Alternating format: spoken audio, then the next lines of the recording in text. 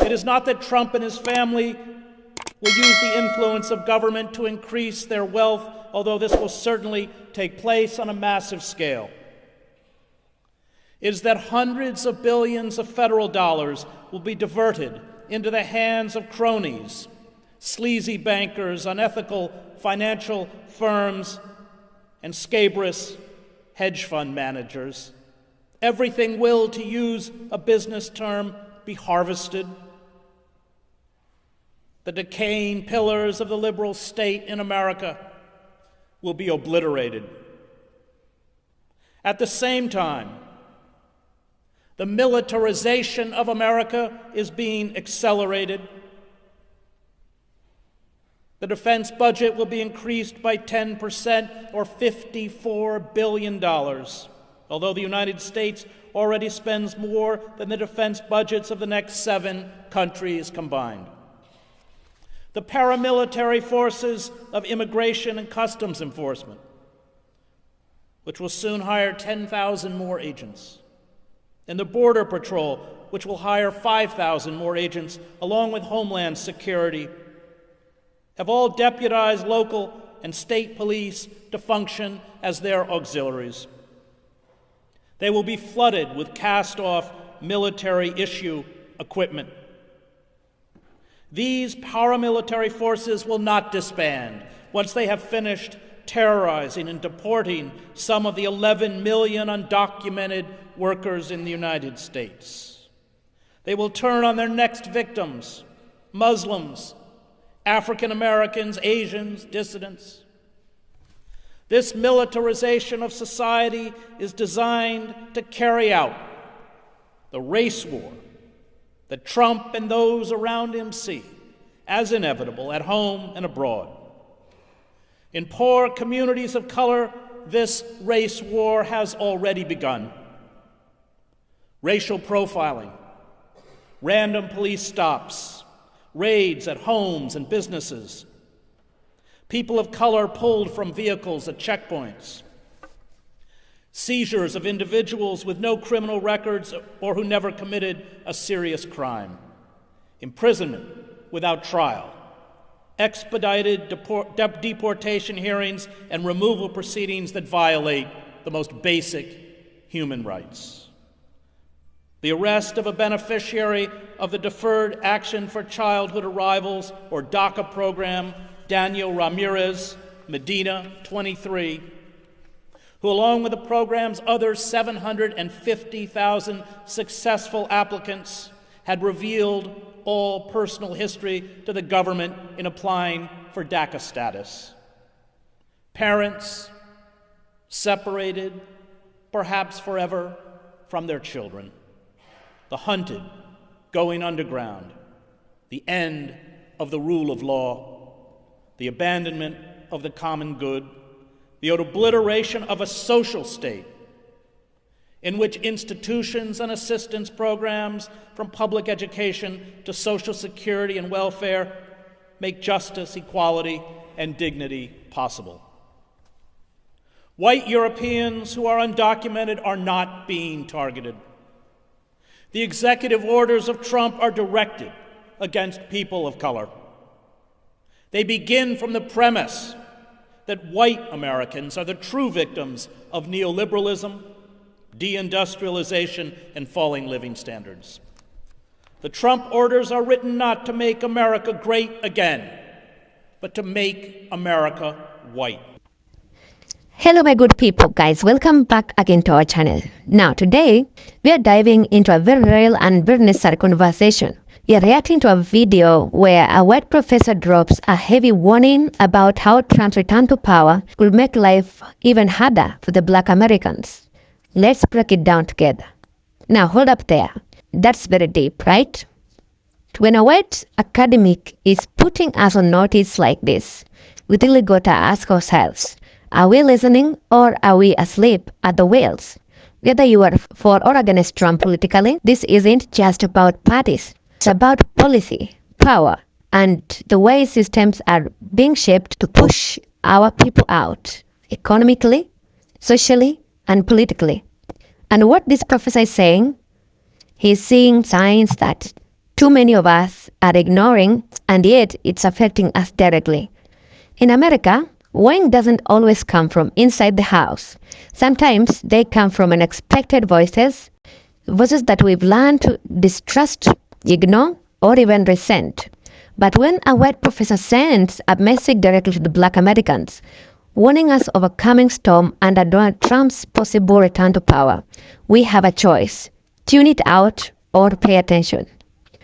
Remember, this isn't some fringe guy on YouTube. This is a tenured professor breaking down the game. The question is, what exactly is he seeing that we are not seeing? When he talks about voter suppression, redlining coming back in new forms, or the rise of hate groups being tolerated again, that's not exaggeration. That's history repeating itself. And it's Black folks who always pay the highest price when we are not organized and ready. He's warning us about institutional rollbacks, from education to civil rights to social safety nets.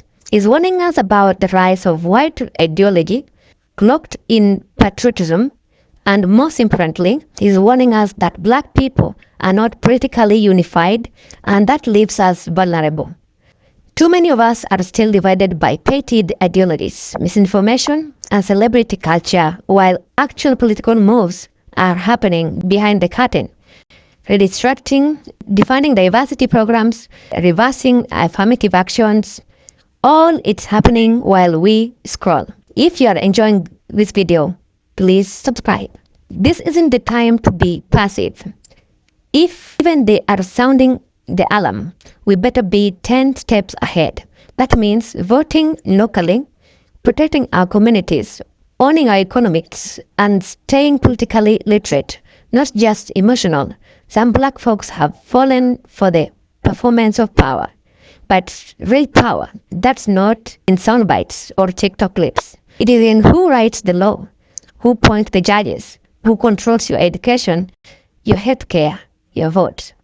The professor gives the warning, but the response, that's on us. We don't have time to wait for the savior to come. We need political literacy, community unity, economic strategy, and a willingness to stop being reactive and start being proactive. We don't all have to agree on every issue, but we do need to agree that our future is too important to be left in the hands of those who wish to erase it. What do you think, guys? Was it real? Was it fear-mongering? Drop your thoughts in the comment section. If this resonates with you, share it, like it, and let's keep this dialogue rolling. Until next time, stay sharp and stay Black.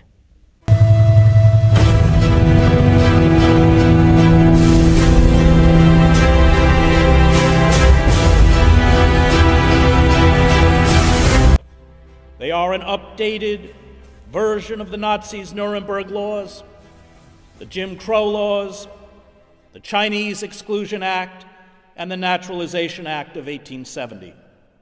They are intended to institutionalize an overt racial hierarchy in the United States, one already far advanced in the miniature police states where people of color live in marginal communities. In these impoverished enclaves, there is no right to trial or due process. Militarized police kill with impunity, and the courts lock people away, often for life. Rights are treated as privileges that can instantly be revoked. The poor, especially poor people of color, are exempted from moral consideration. They are attacked as impediments to social cohesion. And these impediments must be eliminated. Jews, their community centers enduring threats of violence and their graveyards desecrated, will also be persecuted. American fascism is rapidly being cemented into place by uniformed and heavily armed paramilitary goons, clutching the flag and the cross and reciting the Pledge of Allegiance and the Lord's Prayer. Little or no prospect of rescue from individual indolence or impotence can be expected to arrive from a political state that is not and refuses to be a social state. The sociologist Zygmunt Bauman wrote, "Without social rights for all, a large and all probability growing number of people will find their political rights of little use and unworthy of their attention. If political rights are necessary to set social rights in place, social rights are indispensable to make political rights real and keep them in operation. The two rights need each other for their survival. That survival can only be their joint achievement." Presidential chief strategist Stephen Bannon, in his public comments and his films, such as Generation Zero, has embraced a historical determinism worthy of Karl Marx.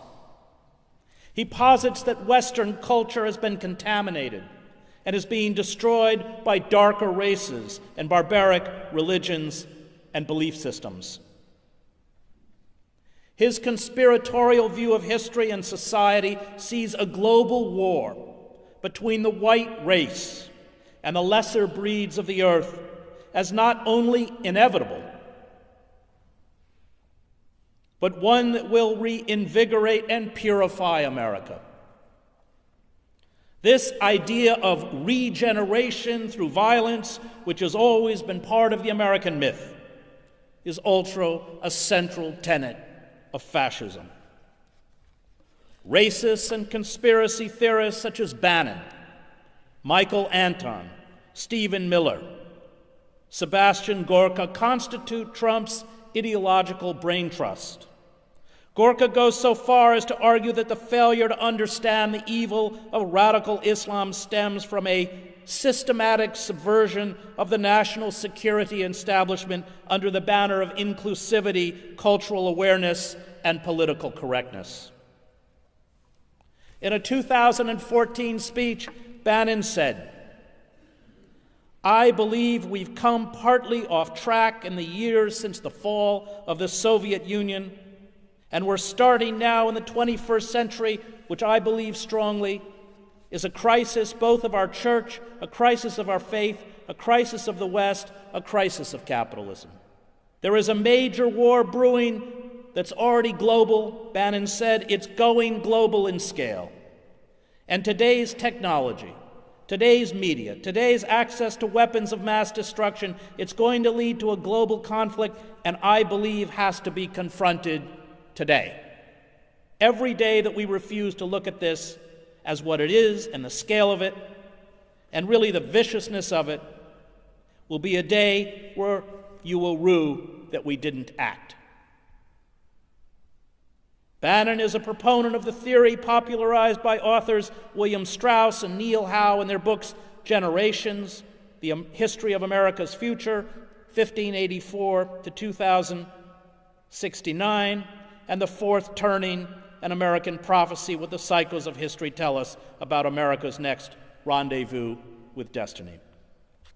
These authors argue that roughly every 80 years, or an average human lifespan, the country goes through a cataclysmic crisis. This crisis triggers war, industrial slaughter, and genocide, and lasts for a decade or more. In its aftermath, they argue the social order is rejuvenated. Strauss and Howe highlight the American Revolution of 1775 to 1783, the Civil War, the Great Depression, and World War II as examples of how the cycle works. Pseudo-intellectuals such as Strauss and Howe play the role that Paul de Lagarde, Julius Langbaum, Arthur Moeller, von den Broek, and Alfred Rosenberg played for the Nazi Party. They give an intellectual veneer to racist conspiracy theories, a perverted nationalism, a hatred for culture, and the lust for domination through violence. I share Bannon's distaste for corporate globalization, free trade agreements, the failure to put Wall Street bankers in jail, the bank bailouts and crony capitalism, and would even concede that Americans wallow in the moral swamp of a culture of narcissism. He is right when he attacks the two major political parties as the one party of Davos. But his solution to the purported crisis, total war by the white race to regain its ascendancy, is insane, as are the causes he cites. A New Deal that turned citizens into whining dependents, the permissiveness of the 1960s, the white guilt that made the country cater, in his words, irresponsibly to African Americans by giving them social service programs and undeserved mortgages that led to the 2008 financial meltdown. An intellectual and liberal class composed essentially of traitors who hate America, and, quote unquote, the new barbarity of jihadist Islamic fascism. Racism, misogyny, the inherent cruelty of capitalism and the crimes of empire, from Wounded Knee to Vietnam and Iraq, simply do not exist in Bannon's mystical nationalist worldview. He insists that the white, male, aristocratic elites who formed a republic that enslaved African Americans, exterminated Native Americans, denied the vote to women and white men without property, created, quote, a church and a civilization that really is the flower of mankind. And this is the myth he wants to recover. Now, it may be that the deep state, the shadowy world of the security and surveillance bureaucracy, the arms industry, Wall Street, Silicon Valley, and corporations that actually rule the country, disturbed by Trump's impulsivity, irrationality, and incompetence, will move to replace him. This was certainly the idea when the organs of internal security used a wiretap to discredit and remove Michael Flynn, and it is what is happening now with the leaks about the Attorney General's 2 meetings with the Russian ambassador. But the ascendancy to the White House of Michael Pence, a more polished and disciplined politician who will advance the agenda of the Christian right, will not make things better, and indeed, they may make things worse. Those being placed now into power are agents of destruction. Betsy DeVos is moving to defund our system of public education and use government vouchers to expand corporate charter school chains and those run by the Christian right. Scott Pruitt is dismantling the Environmental Protection Agency. He has already called for a 25% reduction in the EPA's budget, the elimination of 3,000 jobs, and the slashing of numerous programs, including a 70% cut to its climate protection program that oversees cutting emissions of greenhouse gases.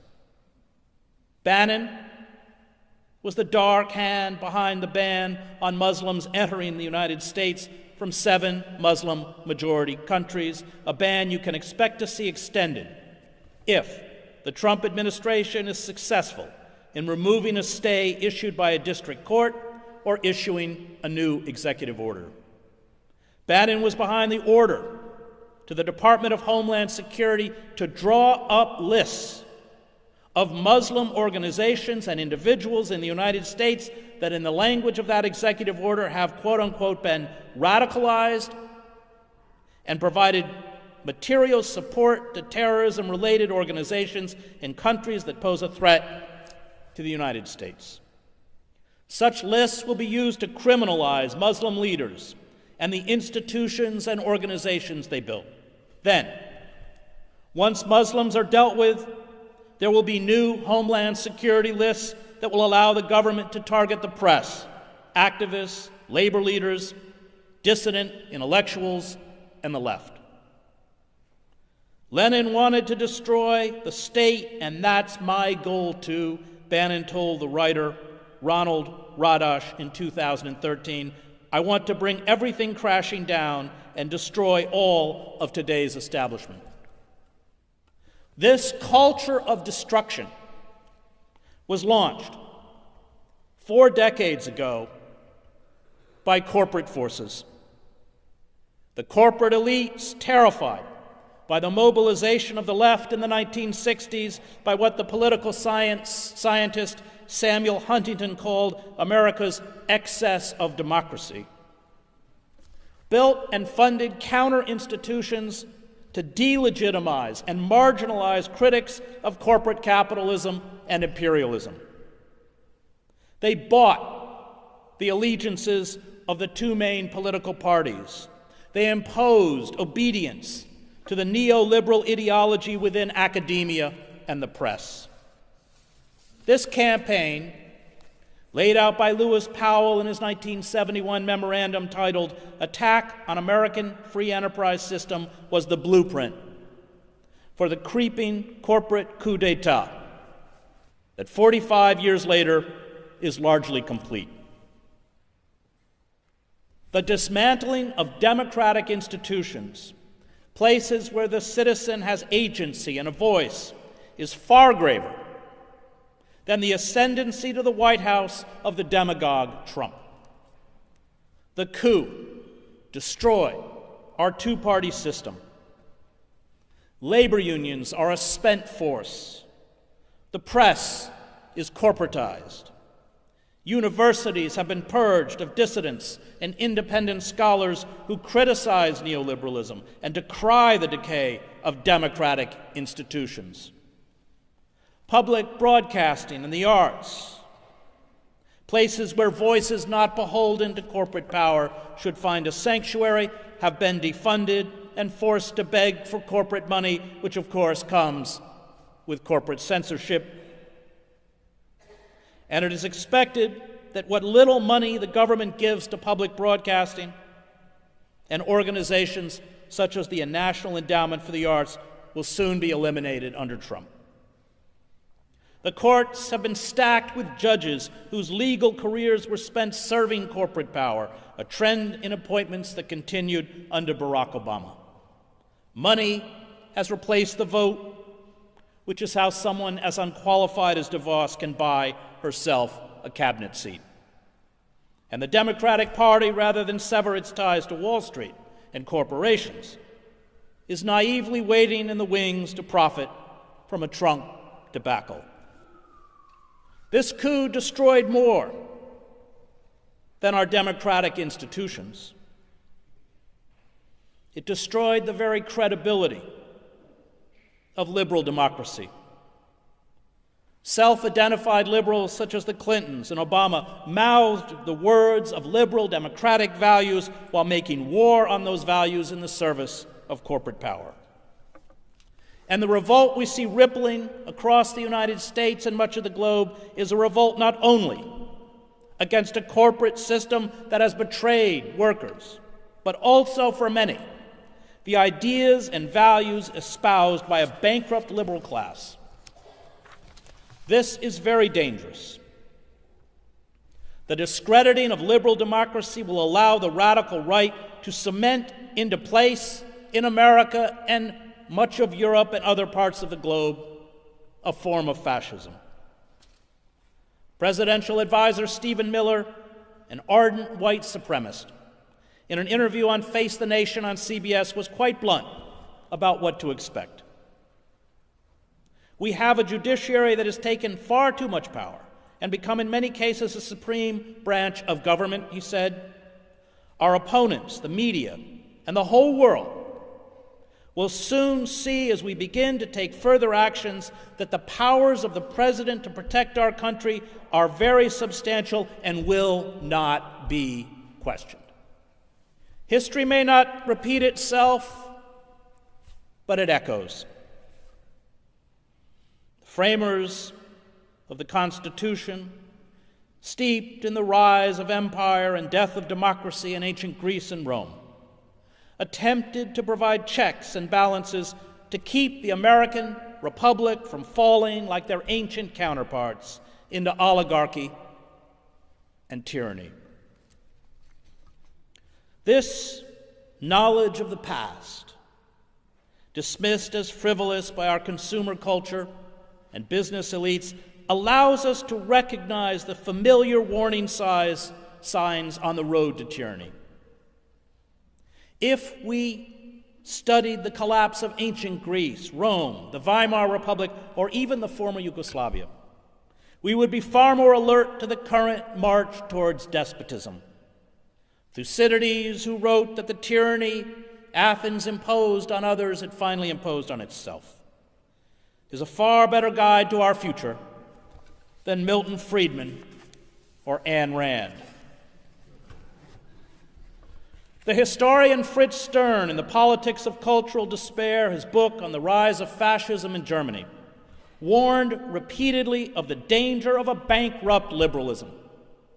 Stern, who saw the same dark, irrational forces at work today that he watched as a boy in Nazi Germany, argued that the spiritually and politically alienated are the prime recruits for a politics centered around cultural hatreds and personal resentments. And Stern told me that in Germany, there was a yearning for fascism before the word fascism was invented.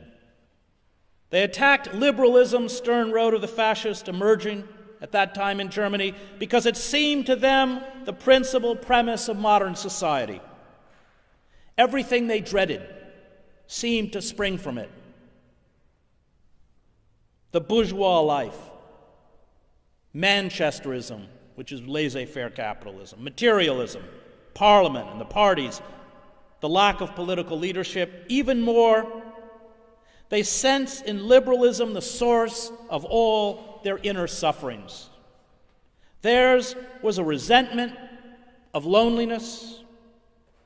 Their one desire was for a new faith, a new community of believers, a world with fixed standards and no doubts, a new national religion that would bind all Germans together. All this liberalism denied, hence they hated liberalism, blamed it for making outcasts of them, for uprooting them from their imaginary past and from their faith. It turns out 45 years later that those who truly hate us for our freedoms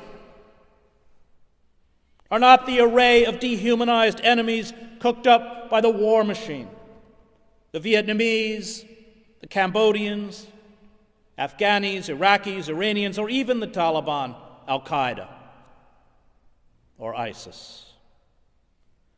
They are the financiers, bankers, politicians, public intellectuals and pundits, lawyers, journalists and business people, many cultivated in elite universities and business schools, who served, as Matt Taibbi says, as the guardians of the orthodoxy of neoliberalism and empire.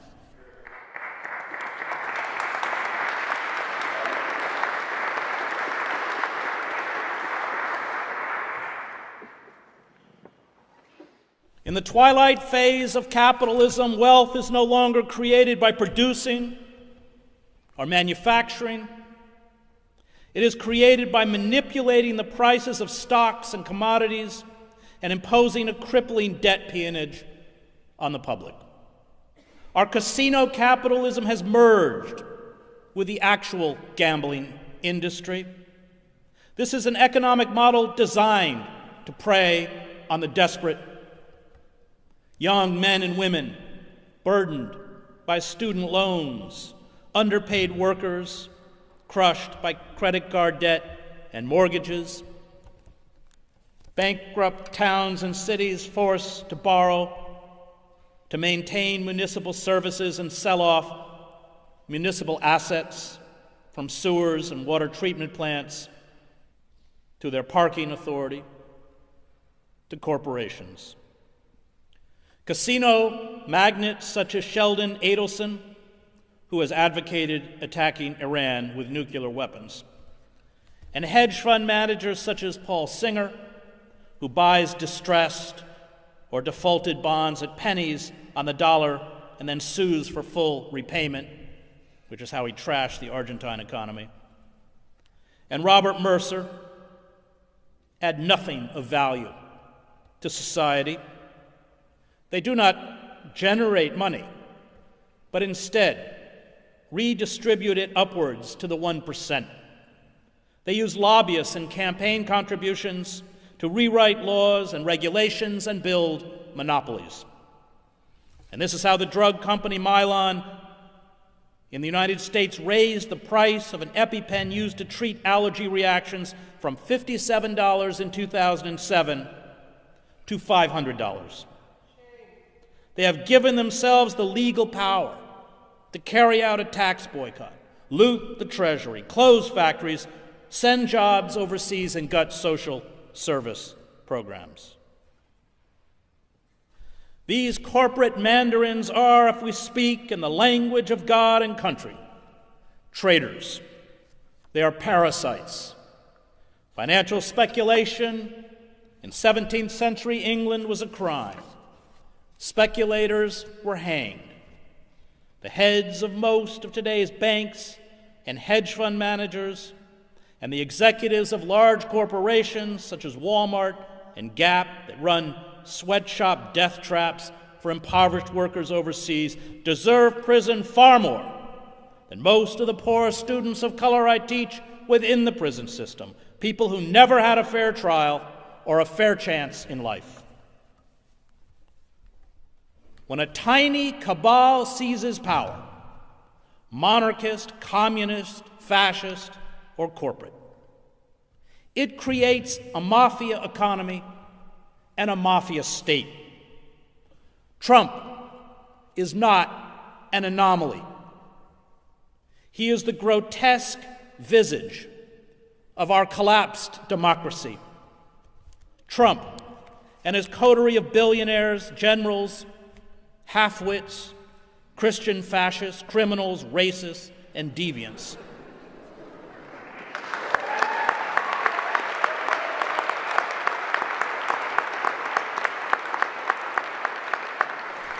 play the role of the Snopes clan in some of William Faulkner's novels. The Snopes filled the power vacuum of the decayed South and ruthlessly seized control from the degenerated former slaveholding aristocratic elites. Flem Snopes and his extended family, which includes a killer, a pedophile, a bigamist, an arsonist, a mentally disabled man who copulates with a cow, and a relative who sells tickets to witness the bestiality, are fictional representations of the scum now elevated to the highest level of the federal government.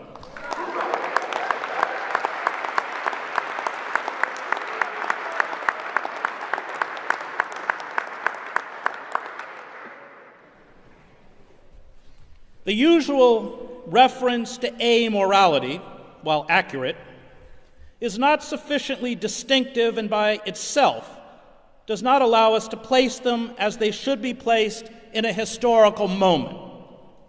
The critic Irving Howe wrote of the Snopeses. Perhaps the most important thing to be said is that they are what comes afterwards, the creatures that emerge from the devastation with the slime still upon their lips. Let a world collapse in the South or Russia, and there appear figures of coarse ambition, driving their way up from beneath the social bottom, men to whom moral claims are not so much absurd as incomprehensible, sons of bushwhackers and musics drifting in from nowhere and taking over through the sheer outrageousness of their monolithic force, Howe wrote. They become presidents of local banks and chairmen of party regional committees and later, a trifle slicked up, they muscle their way into Congress or the Politburo. Scavengers without inhibition. They need not believe in the crumbling official code of their society. They need only learn to mimic its sounds. Trump and those around him believe in one truth, which is whatever they proclaim at the moment, although any such declaration may contradict what they said a few hours before. They are possessed by one idea: conflict.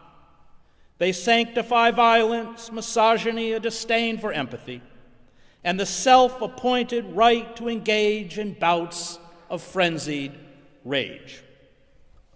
These characteristics, they insist, are a sign of strength and virility.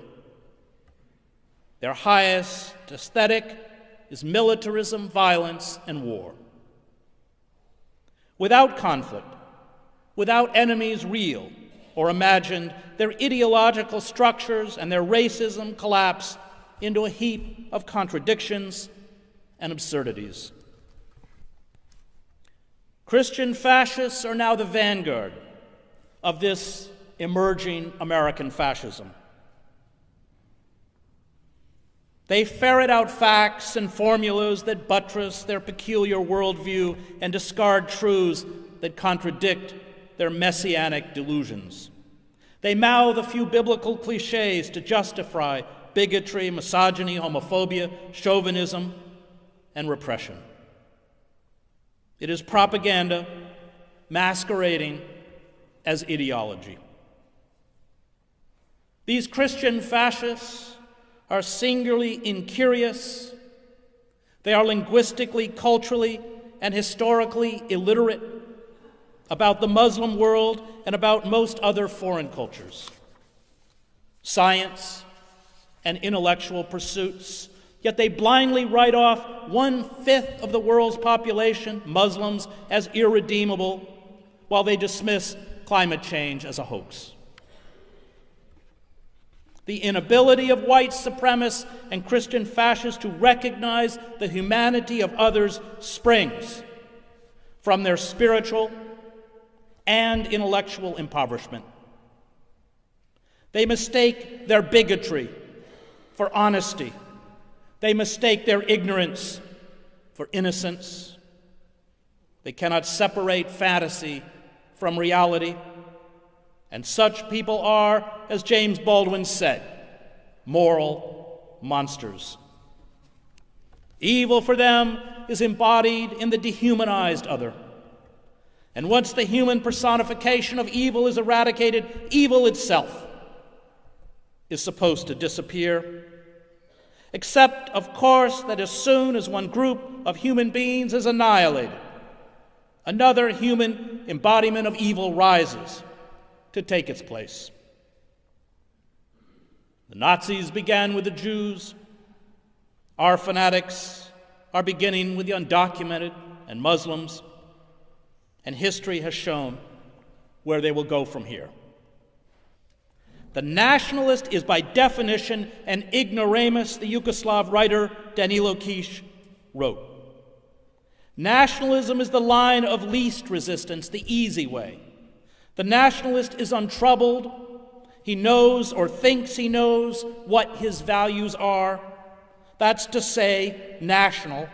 That's to say, the values of the nation he belongs to, ethical and political. He is not interested in others. They are no concern of his. Hell, it's other people, other nations, another tribe. They don't even need investigating. The nationalist sees other people in his own image as nationalists.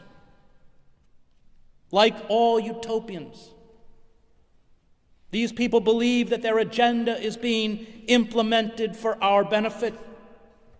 They are like Cardinal Robert Bellarmine, who oversaw the burning of Giordano Bruni at the stake and who argued that eradicating heretics does them a favor because it saves them from their own damnation. It is impossible to have a rational dialogue with people who view reality through the binary lens of black and white, us and them. They do not recognize the right of dissent. Dissent is at best obstruction and probably treason. Fanatics in power always become inquisitors. Trump has no coherent belief system or coherent ideology, but his ideological vacuum is being filled by the Christian right. What comes next, history has shown, will not be pleasant. A corrupt and inept ruling elite, backed by the organs of state security and law enforcement, will transform workers into serfs. The most benign dissent will be criminalized. The ravaging of the ecosystem will propel us ever closer towards extinction. Hate talk will, as stagnation and decay continue, call for attacks against Muslims, undocumented workers, African Americans, feminists, intellectuals, artists, dissidents, all of whom will be scapegoated for the country's decline. Magical thinking will dominate our airwaves and be taught in our public schools. Art and culture will be degraded to nationalist kitsch.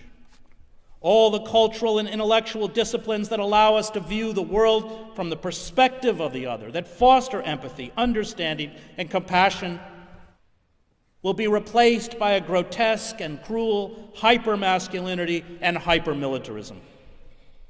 Reality, any discourse based on verifiable fact and truth, are under assault. Verbal confusion reigns, truth and illusion have merged. Mental chaos makes it hard to fathom what is happening. We feel trapped in a hall of mirrors. Revealed lies are answered with new lies.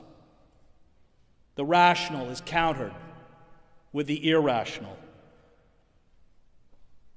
Cognitive dissonance prevails.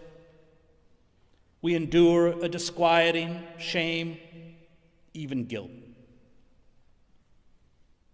Tens of millions of Americans, especially women, undocumented workers, Muslims, and African Americans, suffer the acute anxiety of being pursued by a predator. All this is by design. Demagogues always infect the governed with their own psychosis. The lies pour out of the White House like flocks of pigeons. Donald Trump's election victory was a landslide. He had the largest inauguration crowds in American history. 3 million to 5 million undocumented immigrants voted illegally. Climate change is a hoax. Vaccines cause autism. Immigrants are carriers of, quote, tremendous infectious disease. The election was rigged until it wasn't. We don't know who really knocked down the World Trade Center. Torture works. Mexico will pay for the wall, and America will be great again.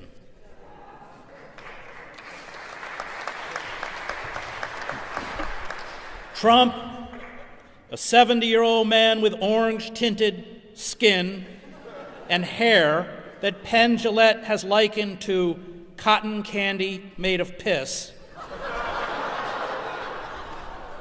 is, as Trump often reminds us, quote, very good looking.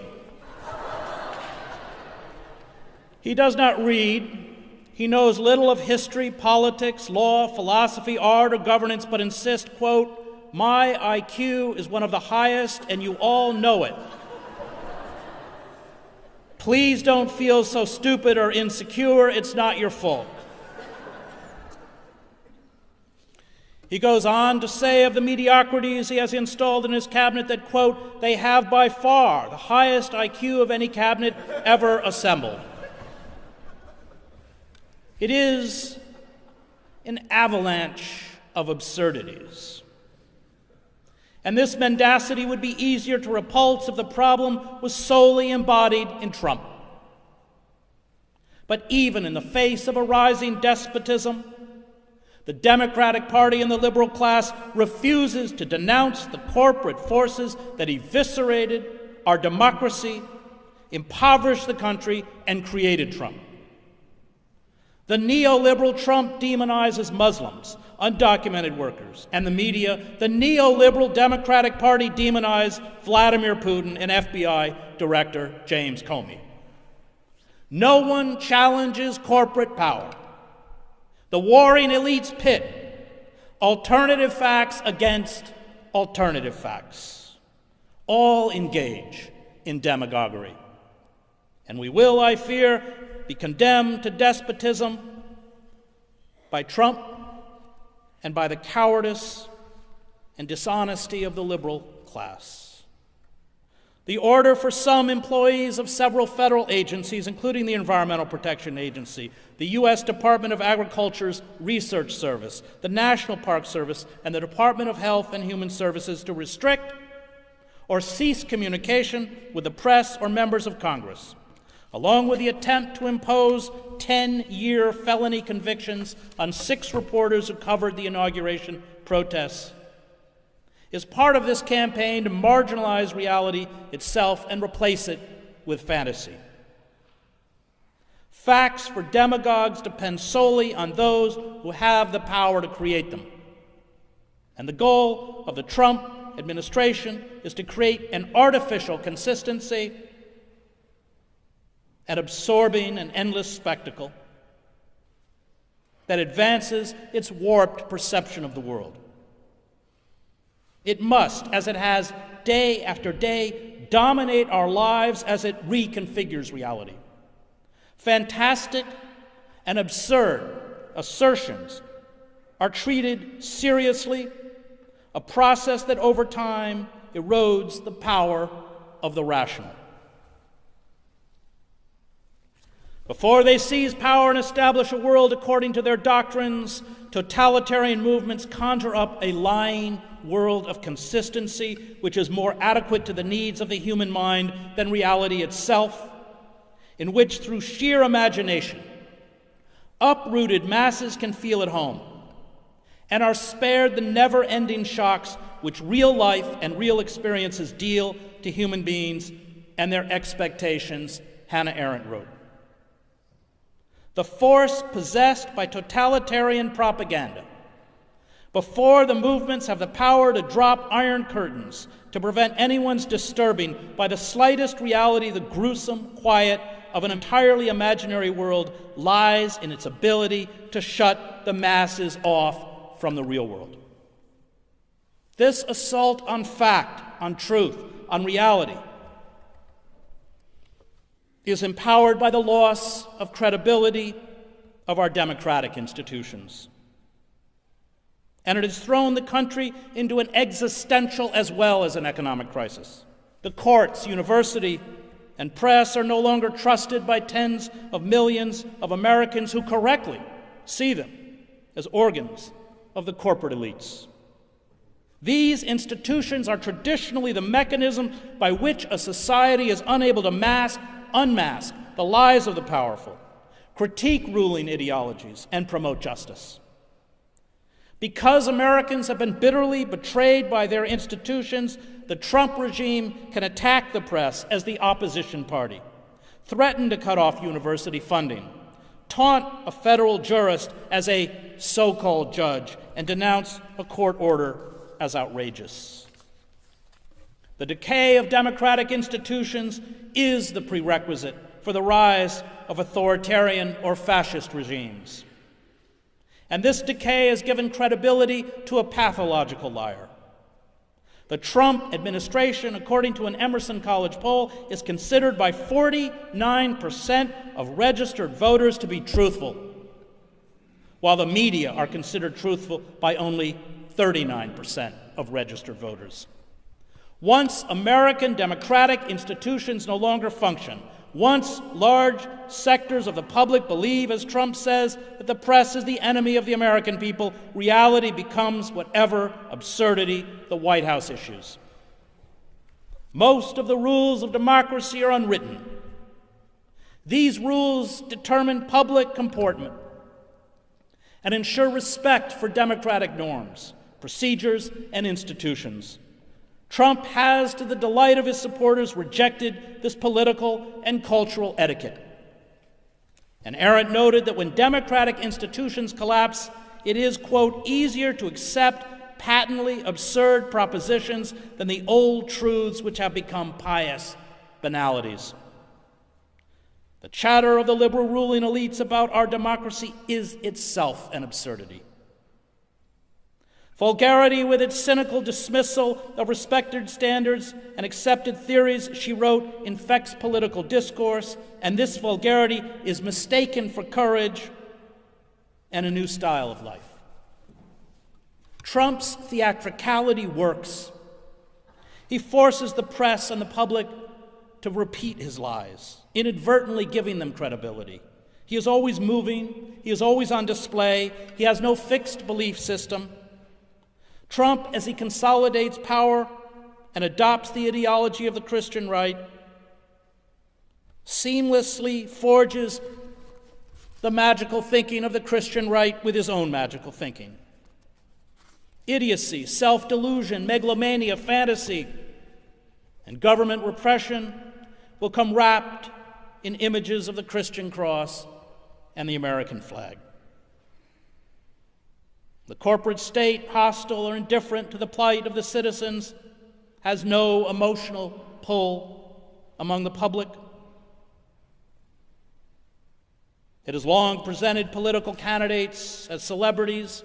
Campaigns eschew issues to make people feel good about candidates and themselves. Ideas are irrelevant. Emotional euphoria is paramount. The voter is only a prop in this political theater. Politics is anti-politics. It is reality television, and Trump proved better at this game than his opponents. It is a game in which fact and knowledge do not matter. Politicians, like celebrities, are manufactured personalities. Reality is what you create. Entertainment is paramount. The skillful manipulation of emotion is confused with knowledge. We were conditioned for a Trump.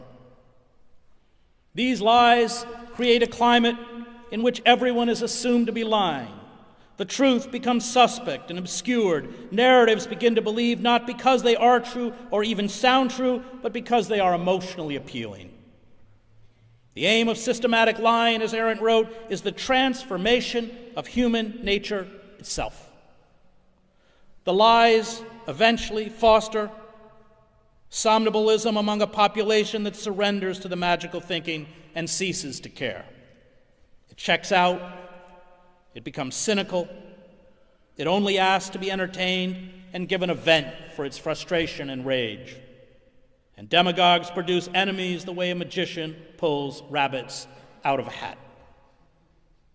They wage constant battles against non-existent dangers, rapidly replacing one after the other to keep the rhetoric at a fever pitch. Practically speaking, the totalitarian ruler proceeds like a man who persistently insults another man until everybody knows that the latter is his enemy, so that he can, with some plausibility, go out and kill him in self-defense, Arendt wrote. This certainly is a little crude, but it works, as everybody will know who has watched how certain successful careerists eliminate competitors. To recover our mental balance, we must respond to Trump the way victims of trauma respond to abuse. We must build communities where we can find understanding and solidarity. And we must allow ourselves to mourn. We must name the psychosis that afflicts us. We must carry out acts of civil disobedience and steadfast defiance to re-empower others and ourselves. We must fend off the madness and engage in dialogues based on truth, literacy, empathy, and reality. We must invest more time in activities such as finding solace in nature or focusing on music, theater, literature, art, even worship. Activities that hold the capacity for renewal and transcendence. This is the only way we will remain psychologically whole. Building an outer shell or attempting to hide will exacerbate our psychological distress and depression. We cannot, as the Democratic Party appears to be doing, hope that the 2018 or 2020 elections will solve our dilemma.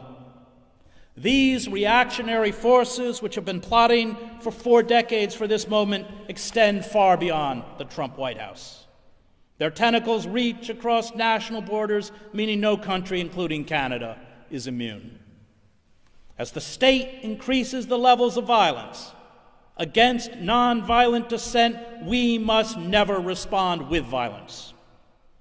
The use of violence, including property destruction, the taunting of police, is a gift to the security and surveillance state. It allows the state to demonize and isolate a mass movement. It drives away the bulk of the population. Violence against the state is used by the authorities to justify greater forms of control and repression.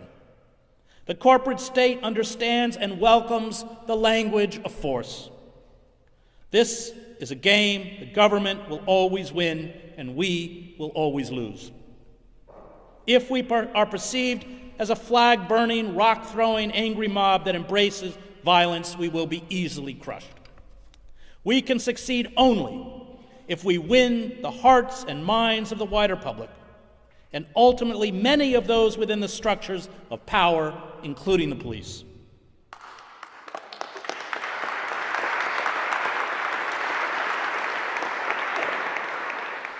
When violence is used against non-violent protesters demanding basic forms of justice, it exposes the weakness of the state. It delegitimizes those in power. It prompts a passive population to respond with active support for the protesters. It creates internal divisions within the structures of power that, as I witnessed in the revolutions in Eastern Europe, paralyze and defeat those in authority. Martin Luther King Jr. held marches in Birmingham, Alabama, rather than Albany, Georgia, because he knew Birmingham Public Safety Commissioner Bull Connor would overreact and expose the city's racist structures. The acts of resistance, including the massive street protests the day after the inauguration, and later the demonstrations that grew out of the ban on Muslims, the Department of Energy's refusal to give the Trump administration a list of employees that worked on climate change, Acting Attorney General Sally Yates' refusal to enforce the travel ban, and hundreds of State Department staff members signing a memo opposing the immigration restrictions terrify those around Trump. We have the power to make any country ungovernable, but we do not have much time. Corporate power is global. It will make it harder and harder to organize, to get into the streets, to carry out nationwide strikes, including within the federal bureaucracy. And this resistance must also be accompanied by an alternative vision of a socialist, anti-capitalist society, because the enemy in the end is not Trump or Bannon. It is corporate power, and if we do not dismantle corporate power, we will never stop fascism's seduction of the white working class and unemployed. Now is the time not to cooperate. Now is the time to shut down the systems of power. Now is the time to resist. It is our last chance. The fanatics are moving with lightning speed.